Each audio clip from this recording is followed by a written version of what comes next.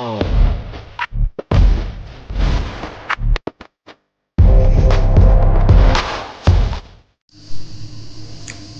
and welcome to the channel once again. So today in this video we are going to discuss the question paper and analyze the expected cutoff for this year. Right? So I hope आप सभी का exam बहुत अच्छा गया होगा.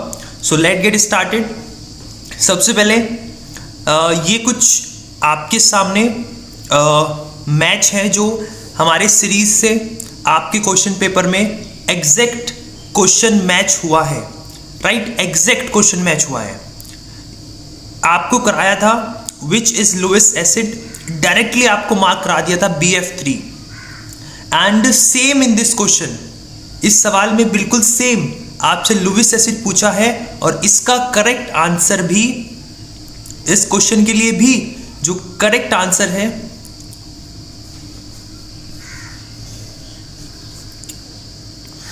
Yes, perfect match आपके exam में question हुआ है. राइट, इसका करेक्ट आंसर BF3 है. ठीक है, सो करेक्ट मैच आपके पेपर में 100% मैच. सो इससे आप एक्यूरेसी देख सकते हैं कि जो प्रिडिक्शन की थी वो प्रिडिक्शन कितनी आपकी एक्यूरेट यहां पर निकली है. अभी तो शुरुआत है, आगे तो देखिए क्या हो रहा है. ये भी क्वेश्चन बिल्कुल सेम, एग्जैक्ट मैच. जिसका ऑक्सीडेशन नंबर आपको कार्बन का निकालने को बोला था जिस कंपाउंड के अंदर, उसी कंपाउंड के अंदर आपसे ऑक्सीडेशन नंबर कार्बन का निकालने को पूछा है.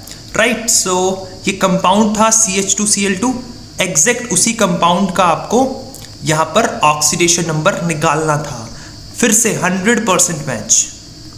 राइट, सो आपने अगर इस सीरीज को, जो हमारी पहले जो वॉरियर सीरीज थी इसी यूट्यूब चैनल पे, और उसके बाद जो स्कोर बूस्टर सीरीज थी, अगर उस सीरीज को देखा होगा ना बच्चे, सो 50-60% सेम या फिर सिमिलर उसी कॉन्सेप्ट को उसी तरीके से और उसी डिफिकल्टी लेवल पर जाकर के क्वेश्चन पूछा गया है. और जो एडिशनल चीजें आपको प्रोवाइड की जा रही थी टेलीग्राम पर, या फिर क्वेश्चन को सॉल्व करते वक्त, क्वेश्चन को आपको समझाते वक्त जो एडिशनल चीजें साथ के साथ में नोट कर रहा था, वहां से भी सवाल पूछ लिया गया है आपके एग्जाम के अंदर. प्रूफ आपके सामने है. ठीक है, इससे बड़ा प्रूफ क्या हो सकता है. राइट, तो जिन बच्चों ने ट्रस्ट किया था उन बच्चों के नंबर बहुत अच्छे आ रहे हैं, उन्हें 100% कॉलेज मिलेगा.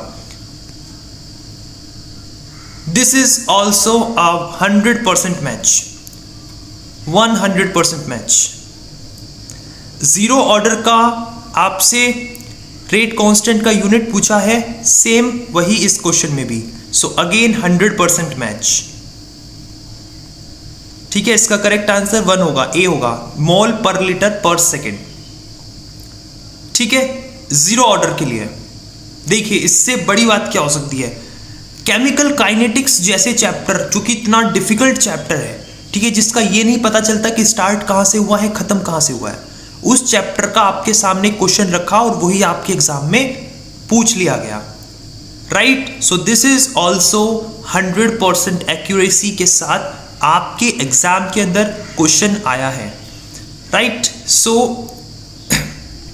ये देखिए, जब मैं इस क्वेश्चन को आपको करा रहा था, इनिशियल लाइंस वाले क्वेश्चन को, हालांकि ये नहीं आया, बट इसके नीचे जो मैंने आपको एडिशनल चीजें लिखी थी कि लाइमन सीरीज का याद कर लेना, अल्ट्रावायलेट रीजन में होती है. सो वही सेम क्वेश्चन यहाँ पे पूछा कि बताओ अल्ट्रावायलेट रीजन में कौन सी होती है. सो इसका करेक्ट आंसर होगा लाइमन सीरीज. ठीक है, दिस इज ऑल्सो 100% मैच. अब बताइए, जिस बच्चे ने बिल्कुल अपनी ईमानदारी से, शिद्दत के साथ इस पूरी सीरीज को स्टार्टिंग टू एंड देखा है, उसके लिए कितना इजी हो गया होगा एग्जाम सॉल्व करना. मतलब ऐसे क्वेश्चन जो आए हैं 10-15 सेम क्वेश्चन, वो 10-15 क्वेश्चन उसने विद इन 2 मिनट सॉल्व कर दिए होंगे, तो उसका कितना टाइम सेव हुआ होगा एग्जाम के अंदर. बाकी जो डिफिकल्ट क्वेश्चन आए थे उनको अटेम्प्ट करने में उसको बहुत इजी रहा होगा, तो उसका स्कोर ऑटोमेटिकली और बूस्ट होगा. ठीक है, so this is also a very accurate 100% match. ये देखिए, बोला था ना सिग्निफिकेंट फिगर, और जो जिस तरीके का क्वेश्चन कराया था सेम उसी तरीके का क्वेश्चन पूछा आपसे। यहां आपसे 0 के बाद, जैसे 0.0 के बाद कुछ डिजिट्स लिख के इनका सिग्निफिकेंट फिगर्स पूछा, सेम वही यहां पे पूछा, सेम कॉन्सेप्ट, ठीक है, सेम कॉन्सेप्ट, और लिखा था ऊपर इंपॉर्टेंट है। ये चीज आपको बताई थी कि ये इंपॉर्टेंट है सिग्निफिकेंट फिगर्स। सो ये आपकी एग्जाम के अंदर देखो हूबहू वही प्रोसेस फॉलो करना था, वही थिंकिंग पैटर्न रखनी थी, और वही आपका इसमें जो कॉन्सेप्ट है वो यूज हुआ है। So this is also a 100% match. This is also 100% match. So बताइए कितना आसान हो गया होगा बिना किसी कंफ्यूजन के, वरना कंफ्यूजन होती है सिग्निफिकेंट फिगर्स काउंट करने में। और चलो ये तो ठीक है, बट सिग्निफिकेंट फिगर ही आएगी, इस चीज की प्रिडिक्शन ऑलरेडी हम कर चुके थे। सो this is also 100% match. Note 100% क्योंकि यहां पर हमने किसी और डिजिट में सिग्निफिकेंट फिगर सीखी थी, बस यहां पे उन्होंने कुछ अलग डिजिट्स लिख दी। नोट एग्जैक्ट बट सेम और सिमिलर, कॉन्सेप्ट मैच कर रहा है, राइट। ये देखिए आपसे इस क्वेश्चन में पूछा था बेसिसिटी किसका, ऑर्थो फॉस्फोरिक एसिड। अब ऑर्थो फॉस्फोरिक एसिड क्या होता है, H3PO4। तो H3PO4 का N फैक्टर जो है वही बेसिसिटी है। ये क्वेश्चन जब सॉल्व करा रहे थे क्लासरूम की, जब ये वीडियो लेक्चर आ रहा था यूट्यूब पर, सो वहां बताया था कि N फैक्टर निकालने की ट्रिक बताई थी कि अगर यहां पर 4 है तो ऑक्सीजन अगर 4 है तो उसका जो N फैक्टर है या उसकी जो बेसिसिटी है वो 1 कम होगी। सो इसका करेक्ट आंसर 3 है, ठीक है। उन्होंने क्या किया, एग्जामिनर ने क्या किया, फॉर्मूला नहीं लिखा। उसे पता था अगर फॉर्मूला लिखेंगे तो बच्चे कहीं ना कहीं कुछ जुगाड़ करके इसका आंसर मार्क कर दे। उसने ऑर्थोफॉस्फोरिक एसिड लिख दिया इसको डिफिकल्ट बनाने के लिए, ठीक है। सो ये भी आपका मैं कहूंगा 95% एग्जैक्ट मैच कर रहा है। बस थोड़ा सा क्या किया उन्होंने, यहां पे हमने फॉर्मूले से सीखा था, यहां उन्होंने आपका उसका नाम लिख के दे दिया, ठीक है। हमने फॉर्मूले से उसकी एन फैक्टर को ही बेसिसिटी बोलते हैं, आपको बताया था ये जब वीडियो लेक्चर प्रीमियर हो रहा था, राइट। आप वीडियो जाके देख सकते हो। सो जब ये इसके एन फैक्टर निकाले जा रहे थे तो वही बेसिसिटी होता है एक्चुअली, ठीक है। सो इसमें उसने नाम से पूछ लिया, राइट। ये देखिए भाई साहब 100% क्वेश्चन मैच। जो प्रिडिक्शन की थी वो प्रिडिक्शन सही निकली है। देखिए, सो आपने ट्रस्ट किया था, सो आपके ट्रस्ट को ब्रेक नहीं होने देना था।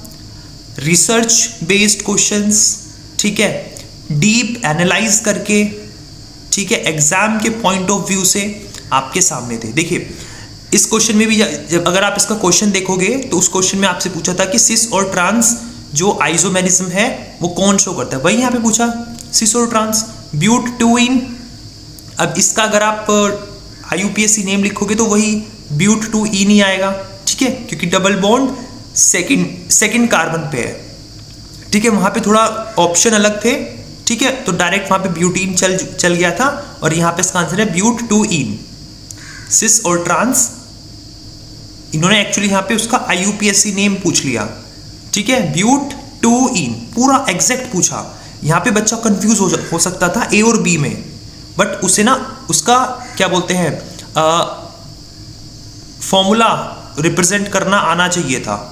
सो दिस इज ब्यूट-2-इन, उसने ये पूछा आपसे, ठीक है। वही चीज हम सिस और ट्रांस दोनों स्ट्रक्चर बना करके आपको ऑलरेडी पहले से दिखा चुके थे, राइट। कोई इफ नहीं, कोई बट नहीं, एज इट इज मैच कर रहा है क्वेश्चन, राइट। और ये तो नए वाले लेक्चर्स थे।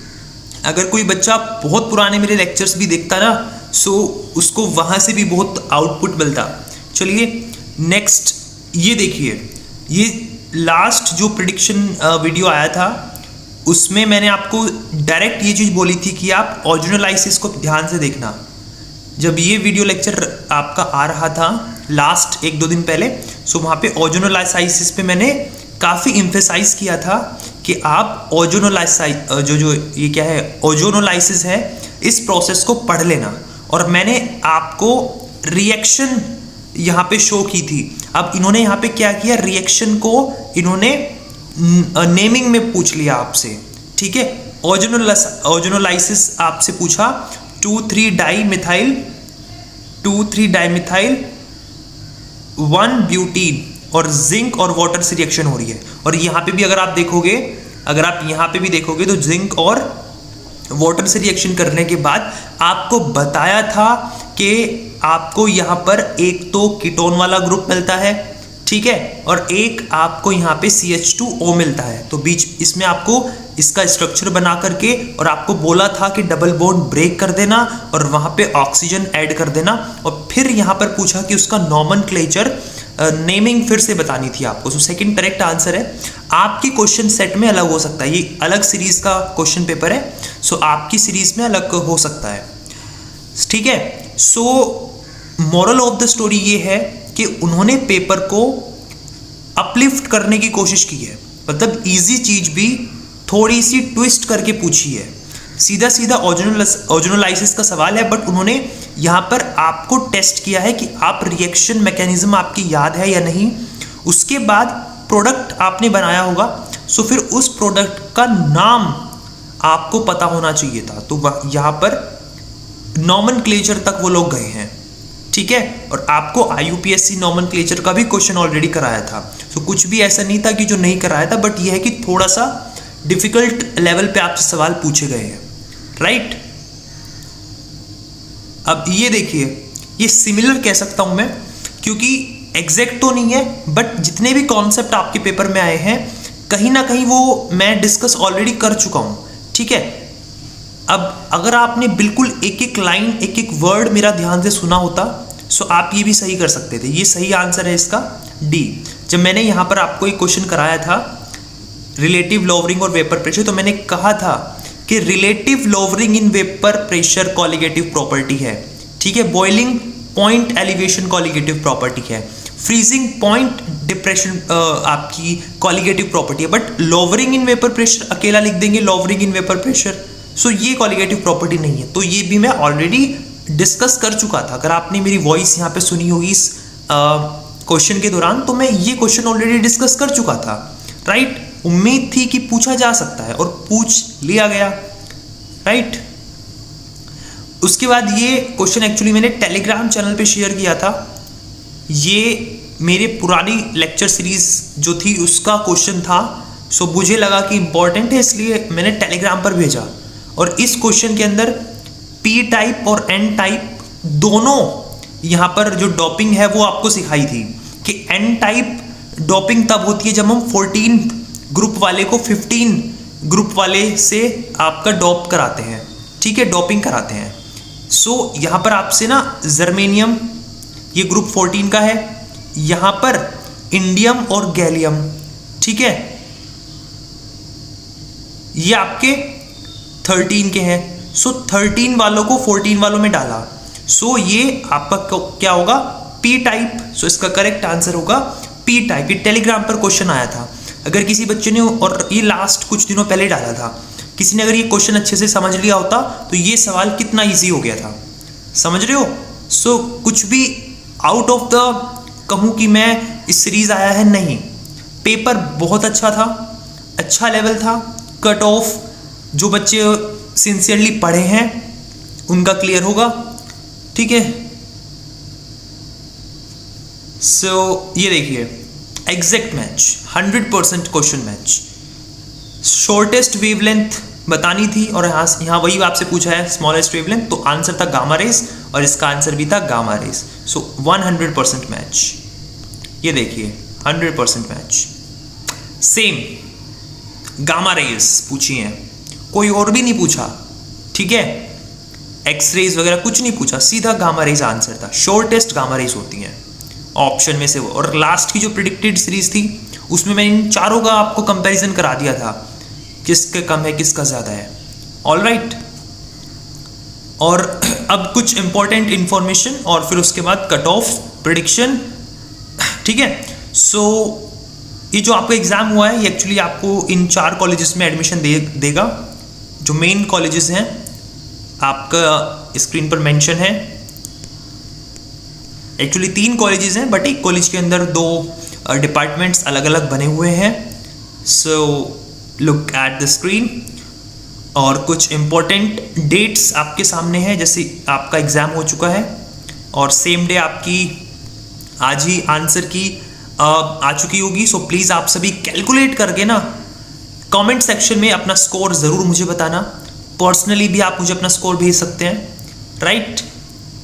और रिज़ल्ट 25 को आने वाला है और फिर आपकी जो काउंसलिंग है वो 9 इससे शुरू हो जाएगी 14 जुलाई से, और आपकी ऑफलाइन मोड में होंगी, ठीक है। रिजल्ट आएगा उसके बाद ऑफलाइन आपकी काउंसलिंग होगी। आपको सारे अपडेट्स जो उनका वेबसाइट है, वेबसाइट पर ही स्टिक रहना है। किसी और एजेंट या फिर जो पेड मेंटरशिप करके जो चल रहे हैं ना आजकल मार्केट में, उनसे दूर रहना है और खुद से सारी चीज़ें को करनी है। कॉन्फिडेंट रहना है, तभी आपको कॉन्फिडेंस मिलेगा जब खुद से आप सारा प्रोसेस कंप्लीट करोगे। वेबसाइट जो ऑफिशियल वेबसाइट है उसके सारे अपडेट्स फॉलो करते रहने हैं, ठीक है। और आपकी 7th और 8th से क्लासेस जो है वो स्टार्ट हो जाएंगी आपकी यूनिवर्सिटी में। एज आई प्रॉमिस कि यूनिवर्सिटी पहुंचा के रहेंगे। सो बहुत सारे बच्चे हैं जिनका अच्छा स्कोर बन रहा है और वो यूनिवर्सिटी जा रहे हैं। सो प्रेडिक्टेड कट ऑफ अगर आपके 72 प्लस है सो वेरी हाई चांसेस हैं, ठीक है, वेरी हाई चांसेस। अगर आपका 66 प्लस है देन ऑल्सो हाई चांसेस, ठीक है। 60 प्लस भी हैं सो आपको काउंसलिंग में ज़रूर पार्टिसिपेट करना चाहिए, ठीक है। सो जो 60 प्लस वाले हैं उनको ज़रूर काउंसलिंग में पार्टिसिपेट करना चाहिए, ठीक है। लास्ट राउंड तक भी उसमें जो चांसेस हैं वो आपके रहेंगे, ठीक है। 55 प्लस जो है वो लो चांसेस हैं और बिलो 50 सो यहाँ पे तो आपके वेरी लो चांसेस हैं। सो मैं कहूँगा कि अगर आप इन हैं तो चांसेस हैं बिल्कुल। आपको क्या करना है, काउंसलिंग में ज़रूर पार्टिसिपेट करना है। ऑफलाइन काउंसलिंग होगी वैसे भी। सो उनकी वेबसाइट पर जो सारे अपडेट्स हैं वो सारे अपडेट्स आपको चेक करते रहना है टाइम टू टाइम। वो लोग वहाँ पे पूरा इन्फॉर्मेशन आपको देंगे, क्या क्या प्रोसेस है, कैसे ऑफलाइन होगा, ऑनलाइन कुछ नहीं होगा, ऑफलाइन मेंशन किया हुआ है उन्होंने प्रोस्पेक्टस में। सो ऑफलाइन सारी चीज़ें होंगी। सो वो सब वहाँ पे रिलीज़ होता रहेगा। उनके जो नोटिस आएंगे वो ज़रूर पढ़ते रहना, right.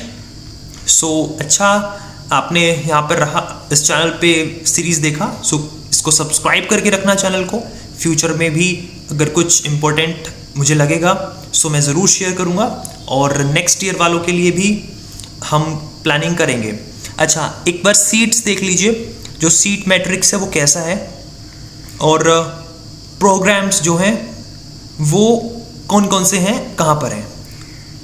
So college of horticulture Nauni Solan में, जहाँ पर बीएससी ऑनर्स हॉर्टिकल्चर और BSc agriculture honours natural farming, so उसकी सीट्स यहाँ पे हैं 40 और 24 नॉर्मल सीट्स जो हैं। बाकी ICAR के थ्रू भी एडमिशन होता है। अगर आपने CUET का पेपर दिया होगा सो उसके बेसिस पर भी यहाँ एडमिशन ICAR के थ्रू हो जाता है, ठीक है, जहाँ तक मुझे पता है। सो देख लेना। बट इस एग्ज़ाम को दिया है तो इसी एग्ज़ाम की बात करते हैं। बट इसमें एडिशनल 10 सीटें उन्होंने लगा रखी हैं अदर जो ICAR सीट्स हैं उनके लिए भी। बाकी जो आपका फॉरेस्ट्री है वहाँ पर भी 40 सीट्स हैं। सीट्स अच्छी हैं, राइट, चांसेस हैं। अगर आपका 70 प्लस भी है सो गुड चांस। बट जिनका 55 प्लस है वो काउंसलिंग में पार्टिसिपेट कर देना। लास्ट राउंड तक कोई अगर वैकेंट रह जाती है सीट तो मिल जाती है, ठीक है। सो ये आपकी सीट्स हैं।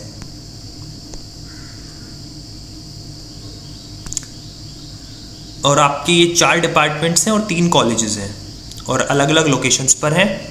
सो आप देख सकते हैं, दिस इज़ इन नोनी सोलन, ये एक ही जगह पे एक्चुअली दोनों डिपार्टमेंट अलग अलग हैं, और ये नेरी हमीरपुर में है, दिस इज़ थुआंग मंडी में है। ठीक है, all right. So thank you so much इस पूरी जर्नी में from starting to this part of the video में आपने जुड़ने के लिए बहुत बहुत थैंक यू।